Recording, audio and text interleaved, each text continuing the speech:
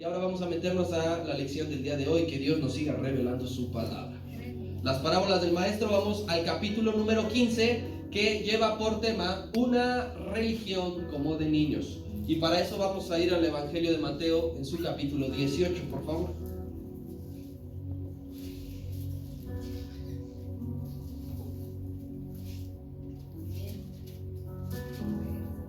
Mateo capítulo 18, y le voy a dar lectura a los primeros 5 versículos. El encabezado de esta sección del capítulo 18 dice: ¿quién es el mayor? Y dice así: en aquel tiempo los discípulos vinieron a Jesús diciendo: ¿quién es el mayor en el reino de los cielos? Y llamando Jesús a un niño, lo puso en medio de ellos y dijo: de cierto os digo, que si no os volvéis y os hacéis como niños, no entraréis en el reino de los cielos. Así que cualquiera que se humille como este niño, ese es el mayor en el reino de los cielos. Y cualquiera que reciba en mi nombre a un niño como este, a mí me recibe. Primero quiero aclarar el término religión para que no la malinterpretemos y para que no la concibamos a veces como la idea que tenemos de costumbres aburridas sin sentido. ¿De acuerdo? Usamos la palabra religión porque lo vamos a ver desde una perspectiva de creer. La religión conlleva fe. Y sobre todo, esa fe aplicada por cómo debe de ser alguien que cree en algo. De hecho, si usted revisa la definición de religión en muchas de sus versiones, va inmerso el comportamiento dentro de la definición. Una de ellas podría ser comportarse de acuerdo a tu creencia. Entonces no podemos dejar fuera el comportamiento dentro de la fe. Si tú lo crees, lo haces y lo vives. Amén. Por eso es que usamos ese término. Todo el capítulo 18 de Mateo es muy importante en este sentido para el cristianismo, hermano. Porque si lo revisamos detenidamente en casa, revísalo parte por parte, nos enseña en qué los cristianos nos debemos de caracterizar. En esta primera parte que vamos a estudiar, que vamos a ver el día de hoy, nos va a enseñar cómo pensar de nosotros mismos. Más adelante vendrá cómo no debemos de ser los cristianos, y más adelante también nos enseñará que hay que perdonar al otro. Y dentro del capítulo 18 hay 2 parábolas más que veremos las próximas semanas, ¿sí? Así que este capítulo 18 es muy importante. Vamos a ver la única hoja de diapositiva que yo les traigo el día de hoy, que es el nombre del personaje en sí.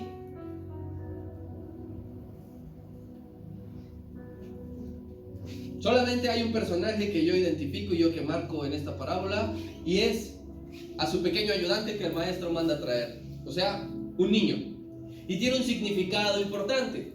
El niño son pequeños en edad, significará los pequeños en edad, literal, como lo manda a traer y lo posiciona. Pero también van a representar a los principiantes en la fe.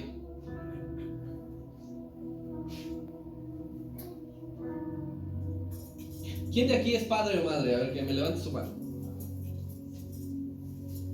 Bien. No me la baje, por favor. Manténgala porque necesito ver. Bien. Usted tiene 3, usted tiene 2. ¿Usted cuántos tiene, perdón? 2 también. Mi hermanita Esther, ¿cuántos hijos tiene? 6. Oh, perfecto. Vicky 1. 2. Mi hermanita, ¿cuántos tiene? 2 también. Mi hermanito José. 2 también. Mi hermanita Alicia. 3. Abby, ¿cuántos tienes? Papá, ¿cuántos tienes? Reconocido, por favor.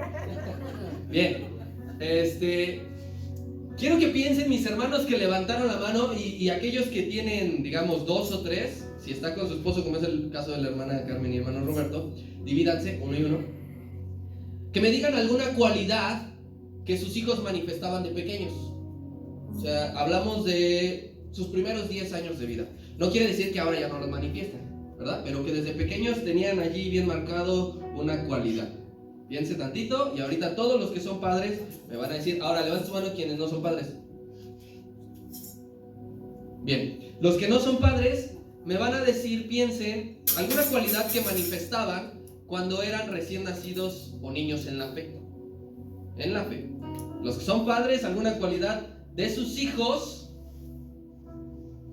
Y los que no son padres, alguna cualidad que tenían cuando eran niños en la fe, cuando eran principiantes en la fe. Que insisto, no quiere decir que ahora ya no lo tengan. Voy a dar un minuto.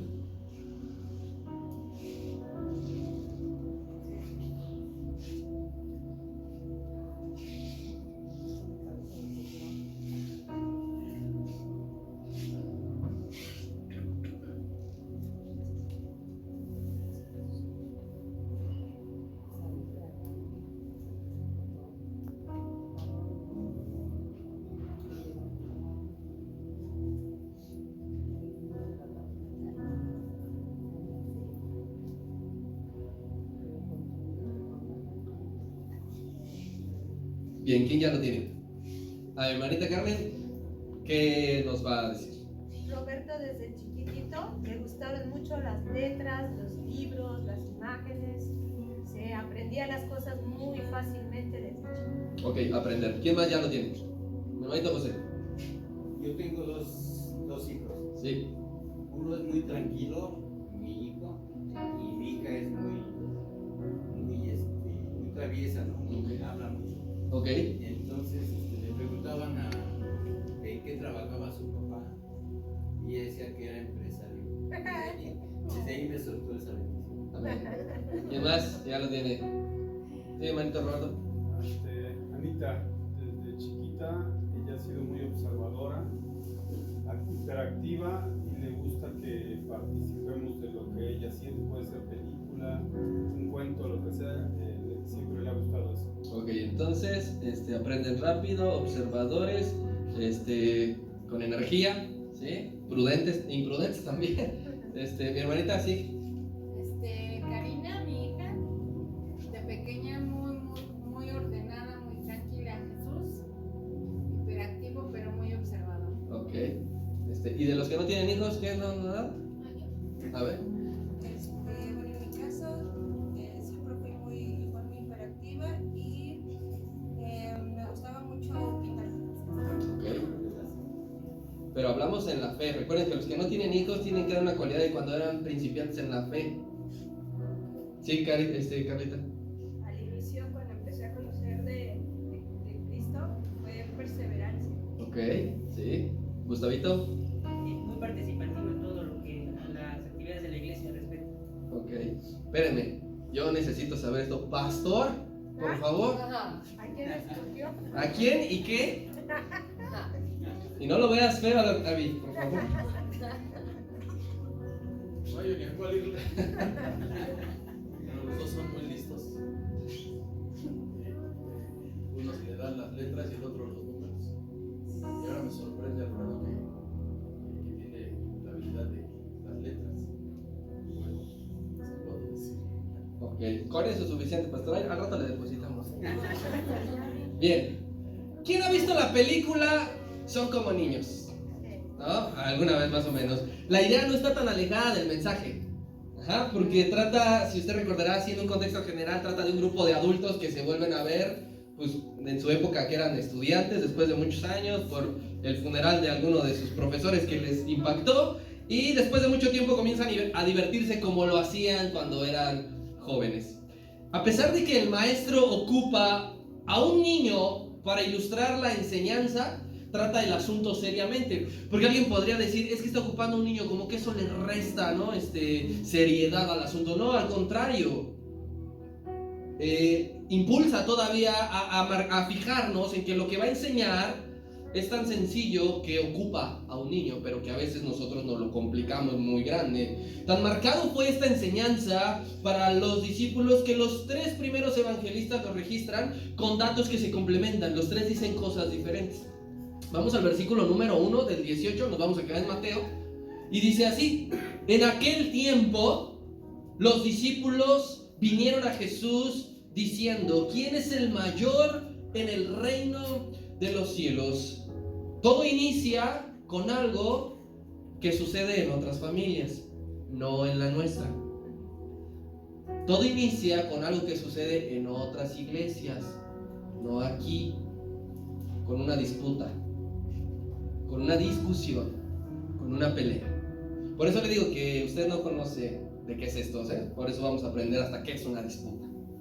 Para llegar a este punto, para el punto de una disputa, se necesita a dos o más personas que no se logran poner de acuerdo en algo.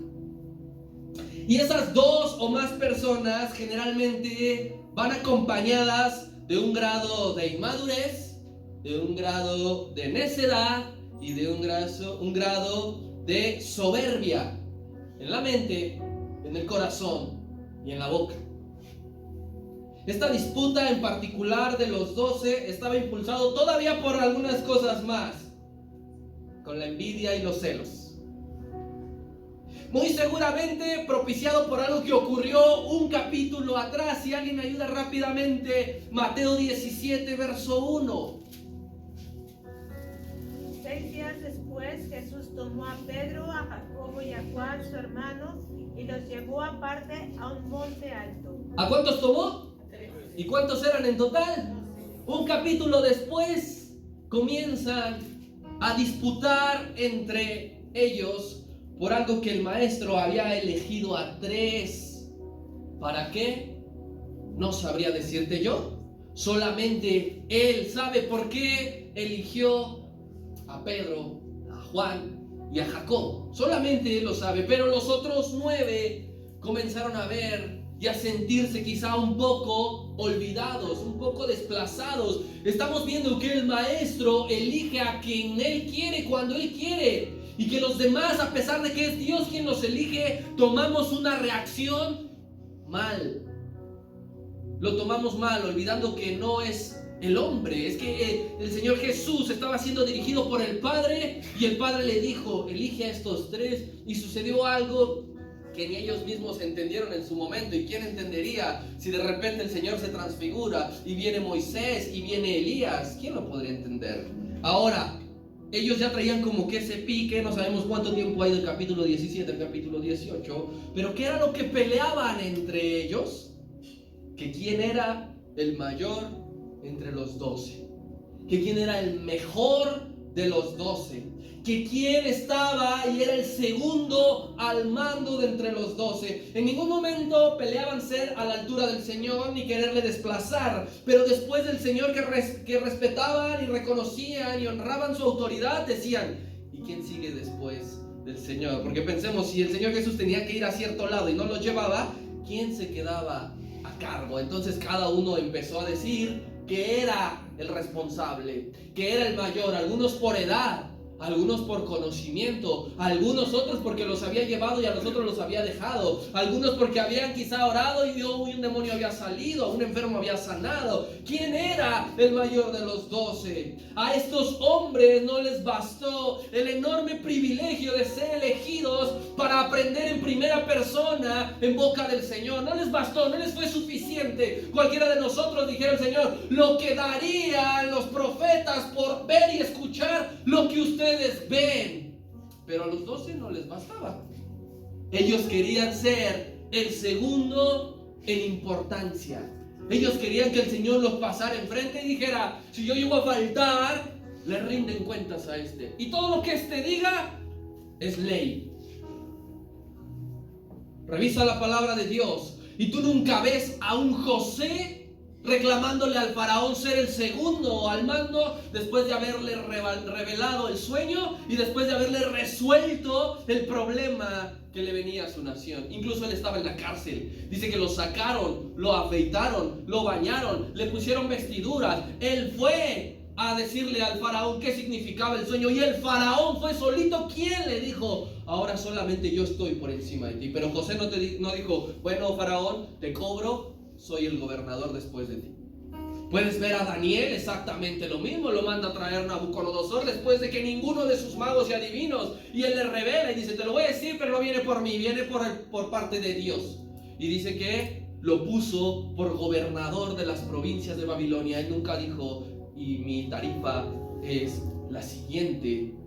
Dios coloca allí a quien quiere porque le son de utilidad y porque le han mostrado una gran fidelidad. No es porque tú quieres, no es porque traes ideas frescas, o algo renovado, o porque piensas que esto se debería hacer así. No, es que Dios elige y tú le muestras una fidelidad, y es Dios quien te posiciona. No eres tú quien reclama, ni quien dice, ni quien pide. Nos deja ver que el grupo estaba muy lejos de comprender el verdadero significado del reino. Pensaban que esto se trataba de cargos, de placas afuera de una oficina, como en el mundo, que dicen vicepresidente tal, presidente tal.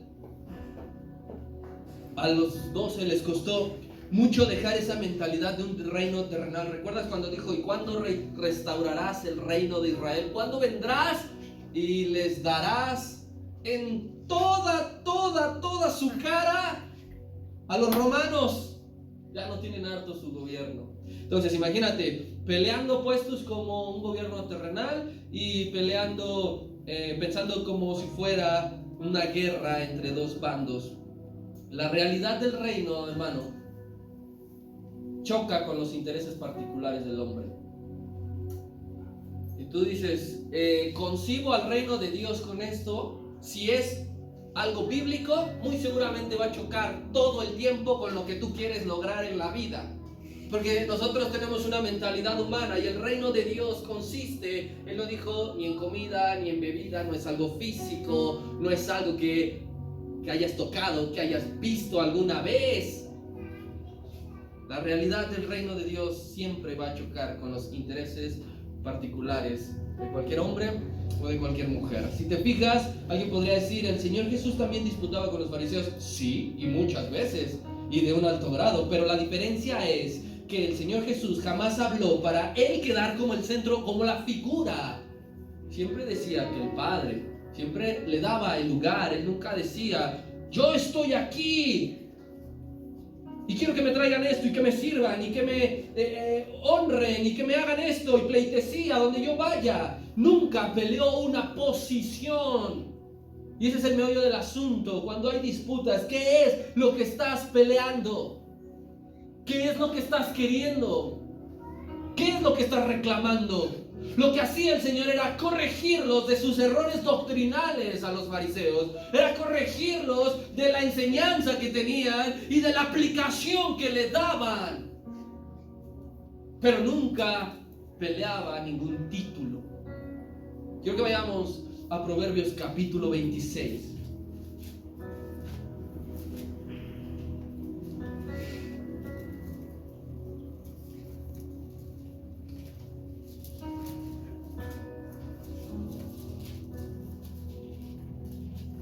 El verso 4,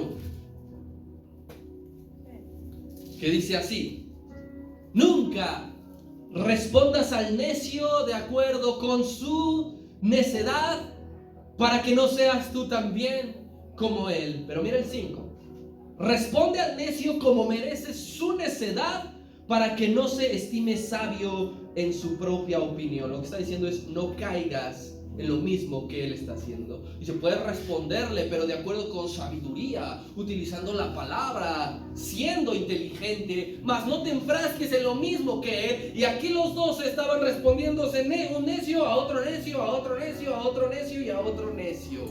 Diferencia: el versículo 4 aplica para los discípulos y el versículo 5 aplica del Señor Jesús para los fariseos. Les respondía para corregirlos. Hasta este punto, hermano, de lo que ya hemos empezado a entrar, quiero que vayamos pensando qué es lo que has anhelado tener. ¿Qué es lo que has anhelado conseguir dentro de tu familia carnal y dentro de la iglesia? ¿Qué es? ¿Qué es aquello que has pensado, que deseas, que quieres, que según tú necesitas dentro de tu casa con los tuyos y dentro de la iglesia con los hermanos en fe? Estos 12 lo comenzaron hablando en un desplazamiento, en un camino, porque a veces los caminos se hacen menos pesados cuando vas platicando con alguien, cuando vas haciendo algo, pero estos no iban, iniciaron, yo creo que sí, platicando, ¿no? Estaban diciendo, compartiendo sus puntos, empezaron subiendo después el volumen un poco de su voz, el tono de su voz. Después quizá algunos echaron en cara las cosas a otros. Yo he hecho por ti esto. Se empezaron a cantar, pero ¿te acuerdas cuando necesitabas esto? Y aquí una imagen muy particular. El Señor estaba allí, pero callaba en ese momento.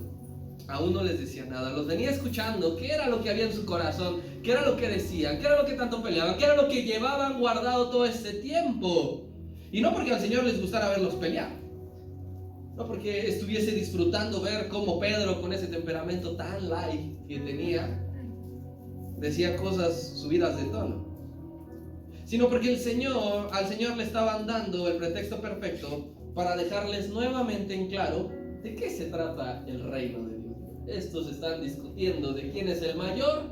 Perfecto, ya tengo la predicación de al rato, ya tengo la enseñanza de al rato. Y alguien podría decir, ¿cómo que nuevamente? Nuevamente, cuando digo nuevamente es porque no era la primera vez que hablaban estos muchachos de esto, que todavía agrava aún más los primeros 5 versículos de Mateo 18. No es la única vez que tuvieron esta confrontación aquellos 12. E incluso hay algo todavía que los llevó esto a un nivel más alto. En una ocasión la mamá de los hermanos Trueno, de los Boanerges, fue ante el Señor a hacerle una pequeña petición un poquito ambiciosa. Pero sucede que antes de hablar, ¿qué fue lo que hizo? Dice la palabra, se postró. Le quiso sacar al Señor, ¿verdad? Como a veces nosotros llegamos, disfrazamos nuestra necesidad con primero vengo a adorarte y después, ¿qué me vas a pedir? A mí me han hecho, tengo una hija de 7 años, papito chulo, ¿cómo te fue? ¿Me das para un dulce? Así llegó el Señor, así llegó esta mujer ante el Señor. Dice que se postró y el Señor la discernió y le dijo, ¿qué es lo que quieres? Imagínense que cuando alguien nos responde, ¿ahora qué quieres? Es algo, no sé, agradable. Así que el Señor le dijo con ese tono, ¿y tú qué quieres? Porque conocía su corazón. Y dijo, pues que uno de mis hijos esté sentado a tu derecha y el otro esté sentado a mi izquierda. Mujer, no sabes lo que me estás pidiendo. ¿Quién de ellos quieres que se vaya al infierno? Por eso, yo digo, los primeros 3 evangelistas lo relatan. ¿Por qué Juan no? Pues era su mamá. Y yo creo que después de mucho tiempo y de escribir esos mensajes en la isla de Patmos, yo creo que le dio vergüenza de, ay, mi mamá, ¿cómo puede decir eso? Y por eso lo omitió, ¿verdad? Pero sucede que aquellos restantes 10 discípulos vieron cómo la mamá de ellos fue a hacerle una petición al Señor, y no dice que después saludaron a los otros 10 contentos. Dice que les fueron a reclamar, les fueron a echar en cara, los fueron a confrontar. Oye, ¿qué te pasa? Estás metiendo hasta tu jefa. Y volvieron a enojarse entre los 12. Además de hacer constante este tema en la interna, de querer ser siempre el jefe, el líder, el mejor, el mírame a mí, yo soy el ejemplo. Además de eso, ¿sabes qué le podemos agregar todavía más? Lo mencionaban siempre en momentos bien inoportunos. Bien inoportunos.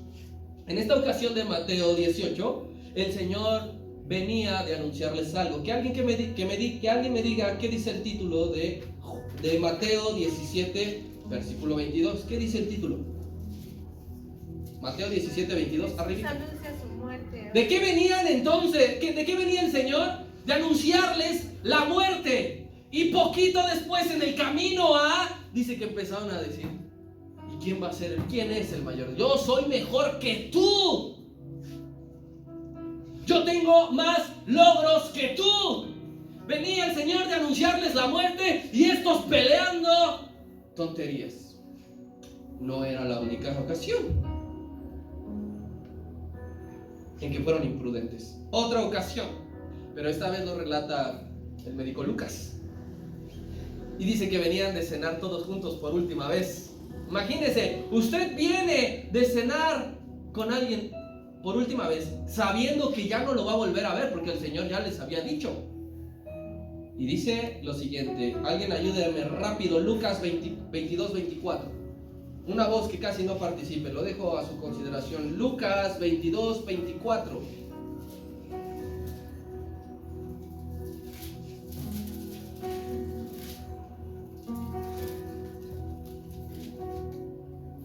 hubo también entre ellos una disputa sobre quién de ellos era el mayor. Gracias. Terminaban de cenar, ¿sí? Terminaron de compartir ese momento íntimo. ¿Y qué se les ocurrió hacer a los 12?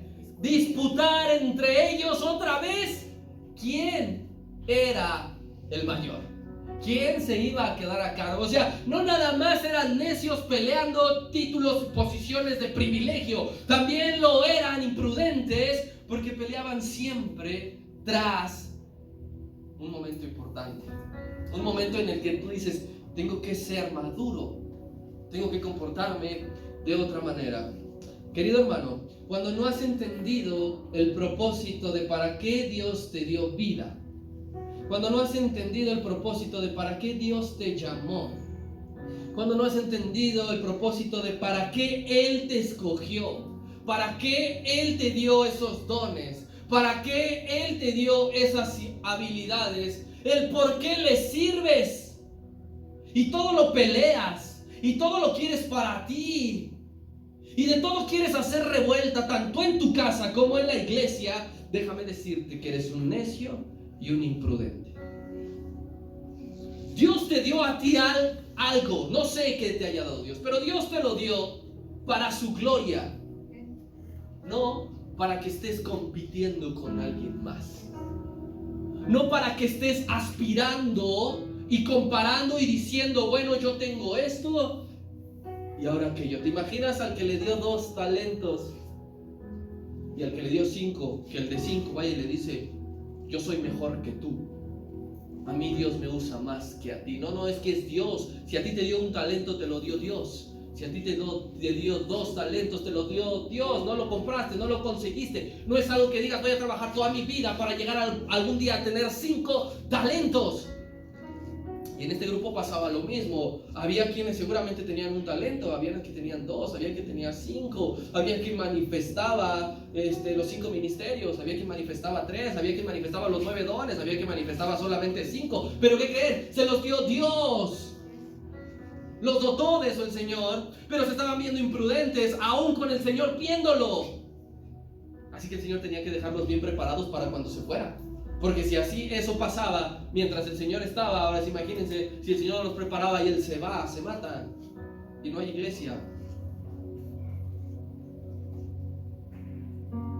Puedes estar, querido hermano, dentro de una familia sólida, de decir, papá, mamá, hermanos, estamos todos siempre juntos. Puedes estar dentro de una familia de ese tipo, con una estructura bien fuerte. Puedes llevar muchos años de creer y te congregas, pero ¿qué crees? Aún así estar viviendo en este gran error de querer aspirar a algo, de querer decir, en mi familia yo voy a conseguir esto, nadie me va a robar esto es mío. En la iglesia lo mismo, quiero esto y no me importa sobre quién ni ante quién tenga que pasar. No hay que ser grandes según los estándares del mundo. Los estándares del mundo te van a decir, tú tienes que ser conocido por todos. Todo el mundo tiene que conocer tu nombre y quién eres. Todo el mundo te tiene que admirar. ¡Wow! ¡Qué tremenda historia tienes! Tener prestigio. De decir, a donde vaya, saben quién soy, me hacen pleitesía, me saludan, me invitan y todo el asunto. Esos son los estándares del mundo. Bueno, si tu ambición personal es que te vean, que te reconozcan, quieres disfrutar de los privilegios, vas en dirección contraria al reino. Para allá no es. Estos 12 iban, pensaban que se acercaban al reino, pero estaban yendo hacia otro lado. Nos vemos nosotros.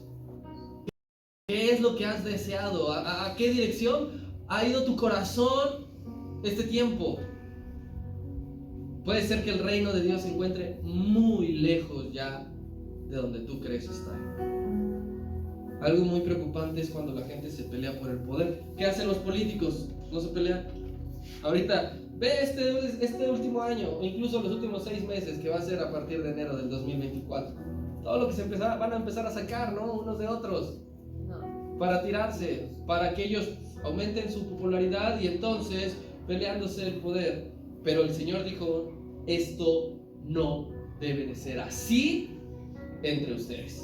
Y también nos lo está diciendo a nosotros esta mañana. Sí, así No es. debe de ser así entre tu familia y entre los hermanos de la iglesia. Antes hay que tener claro cualquier cosa, cualquier posición, función que tengas dentro de tu familia, dentro de la iglesia, a la par de que es un honor, porque lo es una responsabilidad muy grande. Porque a lo que aspiras no solamente es para decir, pues para que todo el mundo me salude, para que todo el mundo me voltee a ver. No, a la par tienes que saber que al tener un lugar de privilegio, también adquieres una grandísima responsabilidad. Algo que va a ser, no un juego, algo muy pesado sobre tus hombros. Algo que no puedes descuidar, algo que no puedes olvidar. El precio de la grandeza, hermano, dice la palabra de Dios, es el servicio y la responsabilidad.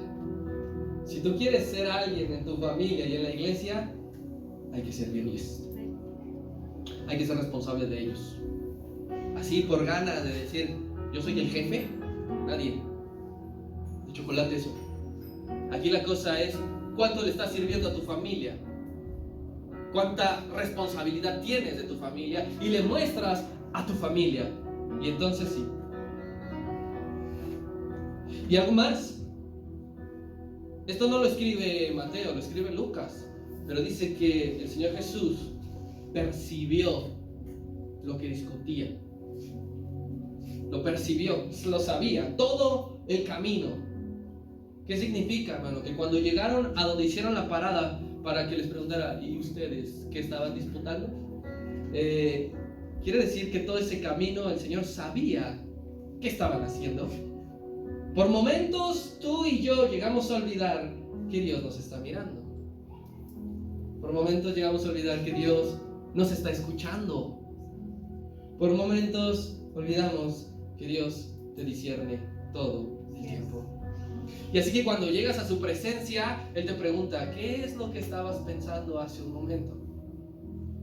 ¿Qué es lo que verdaderamente anhelas? ¿Qué es lo que verdaderamente estás trabajando tanto para conseguir qué y por qué? No nos olvidemos nunca, hermano, que por más que lo escondas re bien, allí en el fondo de tu corazón, que levantes la alfombra y lo metas hasta el fondo, Dios lo sabe. Él lo sabe, Él conoce a la perfección cuál es la verdadera intención por la cual haces las cosas. Aquí hay de dos, o lo haces para hacerte notar, o lo haces por servir de verdad. No hay medios. Versículo 2 al 4 de Mateo 18. Dice así: y llamando Jesús a un niño, lo puso en medio de ellos. Y dijo, de cierto os digo, que si no os volvéis y os hacéis como niños, no entraréis en el reino de los cielos. Así que cualquiera que se humille como este niño, es el mayor en el reino de los cielos. Quisiera destacar la última frase, dice, ese es el mayor del reino de los cielos. ¿Qué significa esto? Que en el reino de los cielos, por supuesto que hay quien es mayor y quien es menor. Porque el Señor Jesús dijo, todo el mundo admira a Juan el Bautista, ¡wow! Yo les aseguro que en el reino de los cielos, Él es el más pequeño. Hay, pero de acuerdo a qué, no a lo que nosotros digamos. Mira, querido hermano, que si tú entras al reino de los cielos y te toca barrer, glorifícale, porque hay quienes pensaron que eran todo, los mejores, y no van a estar en el reino de los cielos. Pero, ¿qué sucede? Cuando le han llegado a platicar a usted de las disputas de otros, no las suyas, porque les dije que en su familia no pasa, en esta iglesia no pasa. En las disputas siempre debe intervenir alguien sabio. En las disputas siempre debe de intervenir alguien prudente. Siempre debe de intervenir alguien inteligente. Y en esta ocasión fue el Señor. Bueno, dinos quién es el mayor. A ver, tranquilos. Así que para preguntas fuertes, ¿qué cree? Respuestas fuertes. Cada que Dios te ve que te sientes mayor de lo que eres, te baja de tu nube, querido hermano. A estos había que bajarlos de su nube. Había que aterrizarlos. Así que se vinieron a entregar solitos. Se vinieron a entregar solitos. Dinos ya de una vez, ¿quién se va a quedar a cargo de todos estos? ¿Quieres esto? Te voy a bajar de tu nube y te va a doler más la caída. Y no lo hizo solo.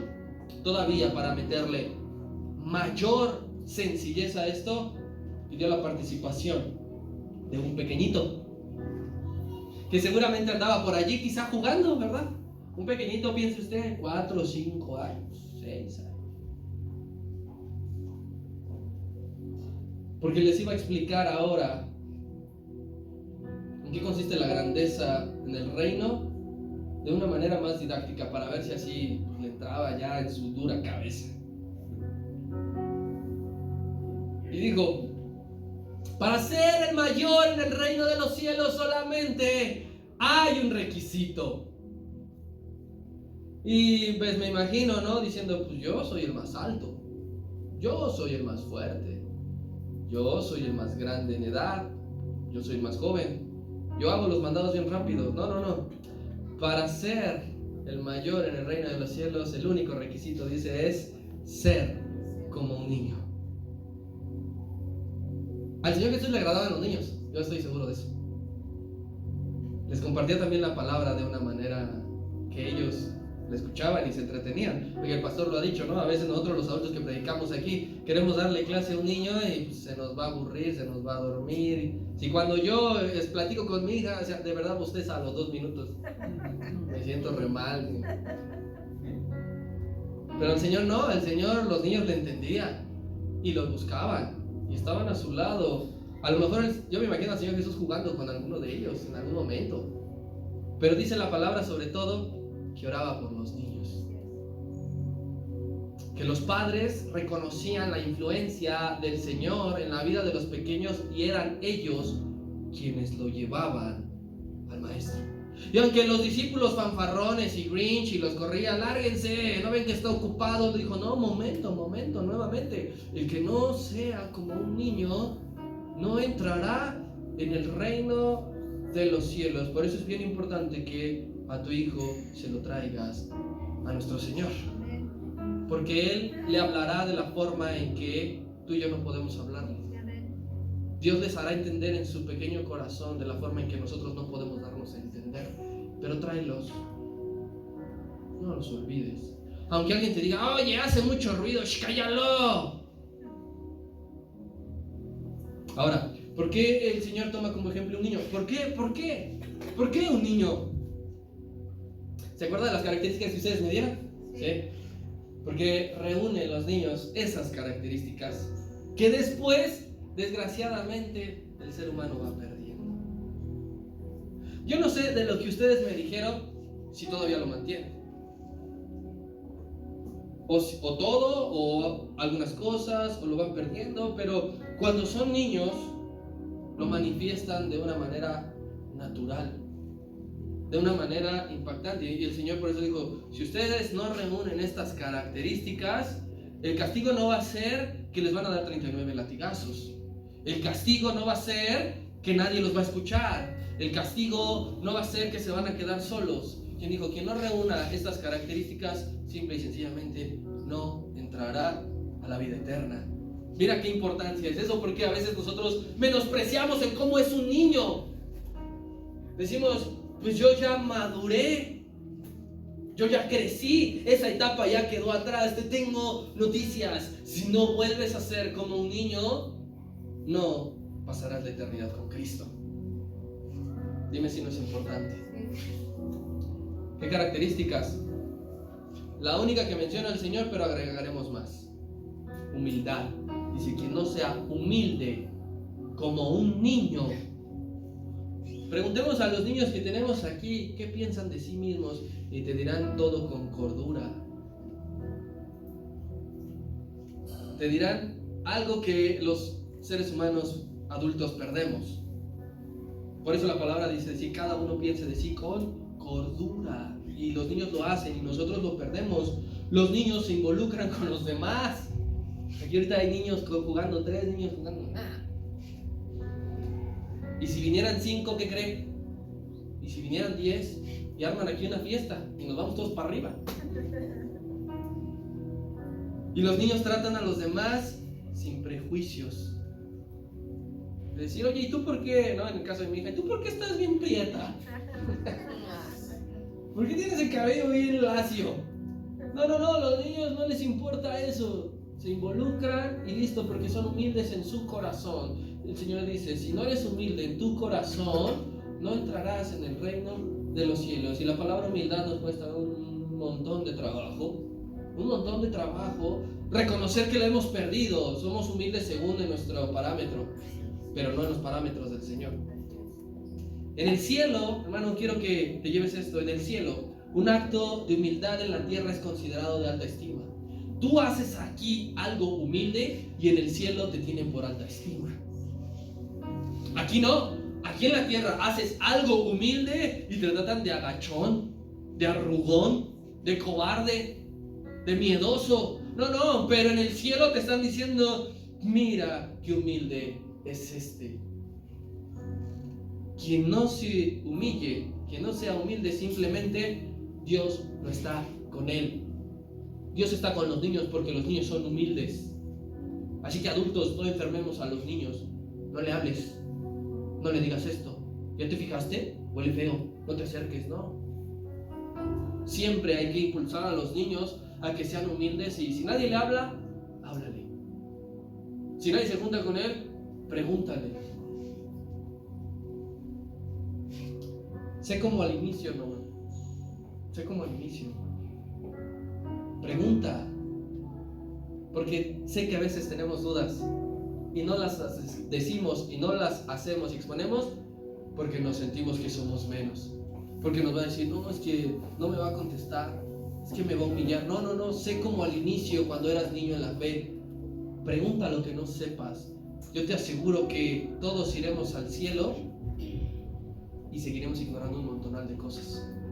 Nadie nos iremos a la tumba sabiendo todo. Decir, este ha desbloqueado el nivel de todo, ya lo sabe todo. Así que hay que preguntar con humildad, acércate, reconoce que no sabes. Si alguien, ahora al contrario, si alguien viene y te pregunta y no sabes, no le metes un choro, no lo marees. La verdad no sé. Buena pregunta, vamos a investigarla juntos. Yo investigo por acá, tú por acá, y yo, no sé, siempre hay algo nuevo que aprender. El niño ocupa su crecimiento, hermano. El niño se ocupa de su crecimiento. Pregúntale a un niño todo el tiempo. Pregúntale a un niño, fíjate, hay una estrategia psicológica bien padre. Pregúntale a un niño todos los días, hoy aprendiste algo nuevo, y siempre te va a decir que mínimo hoy aprendí una palabra. Hoy aprendí a hacer esto. Hoy aprendí que no hay que hacer esto. Hermano, en la fe, ocúpate de tu crecimiento. Porque el Señor le dijo a una iglesia, has dejado tu primer amor. ¿Qué significa eso? Te has dejado de preocupar por tu crecimiento. Has dejado de ser humilde. Piensas que ahora ya lo sabes. ¿Qué otra cualidad hay que reunir para ser como un niño? Dependiente. Un niño jamás se siente que puede hacerlo todo sin ayuda de nadie. Van a cruzar la calle y te extienden la mano. Quieren alcanzar algo y te señalan o te hablan como pueden para que se los pase. Los niños reconocen, ya sea con palabras o ya sea con gestos, que necesitan de alguien más, siempre. Y a Dios le gusta que reconozcamos que no podemos solos. A Dios le gusta que le digas, no puedo solo. No puedo con esto. Necesitamos la ayuda de Dios para agradarle a Él. Por ti solo y por ti mismo no vas a agradar a Dios nunca. Necesitamos de Él y le agradaremos. Necesitamos de su ayuda para tomar buenas decisiones. ¿Quién no necesita tomar buenas decisiones? Solamente con la ayuda de Él. Necesitamos abandonarnos en sus manos. Eso es dependencia. Necesitamos mostrar una dependencia total, 100% en lo que Él hace y cómo lo está haciendo. Para el mundo, volvemos a lo mismo, para el mundo la independencia es un acto de rebeldía, ¿verdad? De valentía. De decir, no, pues ya saliste de con tus papás. ¿Cómo le hiciste, hermano? ¿Verdad? Hombre, eres bien, ¿cómo? Dame los tips. Pero la independencia para Dios es pecado. Jamás hagas algo sin la dirección del Espíritu Santo. Siempre sé dependiente a Él. Oye, pero ya tengo 35 años, sé dependiente de Él. Oye, pero ya tengo 50 de creer, sé dependiente de Él. Oye, pero llevo 80 años de ser líder. Siempre depende de Él. Eso es ser como un niño.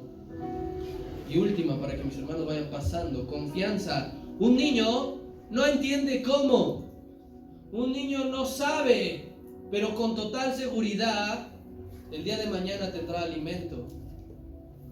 Un niño sabe que mañana tendrá vestido, que no se tiene que levantar para ir a trabajar, y si no vende, y si no tiene dinero no va a comer. No, el niño constantemente va a decir, ¿y hoy qué vamos a comer? Y hasta ganas de decir, pues ya da gasto, hijo. El niño vive con esa confianza total de que sabe que se sentará y tendrá sus leches, sus galletas, que tendrá su comida que le gusta. Eso es lo que busca Dios crear en nosotros. Caminar sin la preocupación del día de mañana y aún sin entenderlo. Eso es ser como niño.